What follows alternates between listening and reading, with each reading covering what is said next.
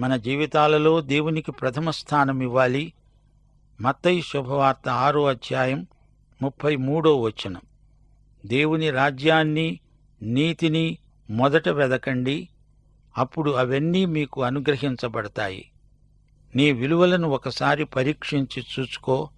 నీ దృష్టిలో అన్నిటికంటే ఏది ముఖ్యమో నిర్ణయించుకో. దేవుడు మొట్టమొదట ఉండాలి. అప్పుడు నీ ప్రయత్నాలు సఫలమవుతాయి. నీ కృషి ఫలిస్తుంది. డబ్బు విషయమే చూడండి. నీ ఆదాయం వ్యయం లెక్క చూచుకొని అంతా దేవునికి అప్పగించి చూడు. నీ ఆర్థిక జీవితంలో దేవునికి ప్రథమ స్థానమిచ్చి ఆయనను మహిమపరుచు.